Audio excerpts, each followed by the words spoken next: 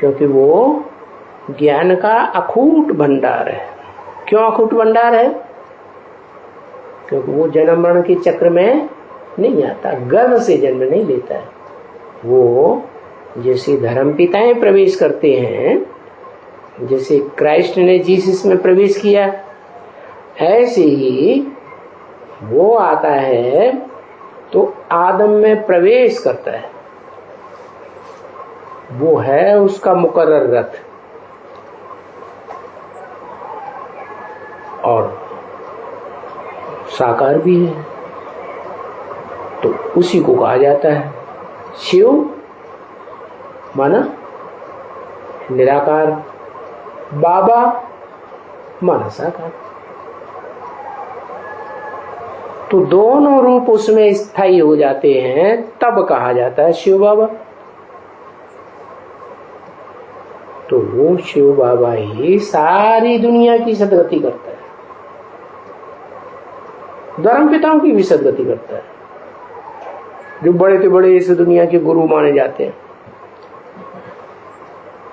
तो बताया गुरु कोई को भी नहीं कहा जाता है सिवाय एक के। कौन एक? सदाशिव है। सदाशिव कहें? कौन है सदाशिव? है सदाशिव किसे कहें? इस सृष्टि पे सदा कौन है? सदा तो एक अकाल मूर्त है, जिसे हम शिव बाबा कहते हैं। उसको काल भी नहीं खाता, अकाल है और मूर्ति भी। गुरु साकार होना चाहिए ना, मूर्ति बने साकार। तो वो एक ही सदगुरु है। और फिर ये भी बताया, जो सदगुरु है वही तुम्हारा बाप है, वही तुम्हारा टीचर भी। माने एक ही स्वरूप है, साकार निराकार का मेल इस संसार में पार्ट बजाने वाला, जो इस सृष्टि में आदि से लेकर अंत तक साकारी प्लस निराकारी स्टेज में स्थिर रहता है। वो सदगति देने वाला है सारी दुनिया को, सर्व की सदगति करने वाला। माना सर्व माने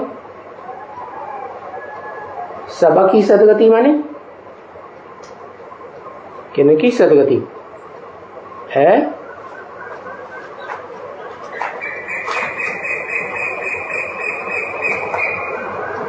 500-700 करोड़ की सदगति करता है। अच्छा, माना और जो प्राणी है उनकी सदगति नहीं होती है? क्यों है? अरे उनकी सदगति होती है कि नहीं है? सदगति होती है। वो स्वर्ग में जाते हैं, है? जाते हैं। तो बताया जो श्रेष्ठ प्राणी हैं वो सदगति में जाते हैं, पूर्ण सदगति। उनमें भी नंबरवार है। क्या इसे कहते हैं ना, 84 लाख योनियां हैं। तो जन्म कितने हैं? मनुष्य के जन्म 84, ज्यादा से ज्यादा। तो 84 जन्मों में वो 84 लाख योनियां आती रहती है। हर जन्म में 1 लाख योनि श्रेष्ठ ते श्रेष्ठ उतरती है। तो सबकी सदगति है। मना ऐसे नहीं कि सिर्फ 8 की सदगति करता है, 8 की भी नंबरवार है कि एक जैसी है? 8 की भी कहेंगे नंबरवार। तो इस सृष्टि में जितने भी प्राणी मात्र हैं, जिनमें प्राणवायु चलती है, ये प्राणवायु है ना, बाहर निकलती है, अंदर आती है, अपान वायु, उदान वायु। तो बताया जो भी प्राणी मात्र है, प्राण शक्ति उनमें काम करती है, उन सबकी सदगति करने वाला एक है। कौन? शिव बाबा। साकार भी है और निराकार ज्योति बिंदु आत्मा भी है। उसकी यादगार शिवलिंग बनाते हैं। आज का शिवलिंग, आज जो शिवलिंग बनाते हैं वो पूरी यादगार है नहीं। कौन सी यादगार थी? क्योंकि हर चीज दुनिया की पहले होती है सात्विक सतो प्रधान और बाद में होती है तमो प्रधान। तो शिवलिंग जब बनना शुरू हुआ यादगार के रूप में, तो आदि में सात्विक था। कैसे? उसमें साकार की यादगार बड़ा रूप पत्थर भी था, गोलाकार वाला लिंग, और उसमें शिव ज्योति बिंदु भी था, है रोशनी की यादगार ज्योति। क्या आत्मा ज्योति स्वरूप है ना, कि बिना ज्योति की है? ज्योति स्वरूप की है। कैसे पता चले? आंखों में से रोशनी निकलती है ना, जब आत्मा निकल जाती है तो आंखें बटन, रोशनी खत्म। तो जो आत्माओं का बाप शिव है, बिंदु बिंदु आत्माओं का बाप, वो भी ज्योति बिंदु, और उसकी ज्योति कैसी है? संपूर्ण है या अपूर्ण है? संपूर्ण माने सूर्य के समान है। जैसे स्थूल दुनिया में सूर्य है ना, तो सबसे ज्यादा चमकता हुआ है, आफताब कहते हैं उसे।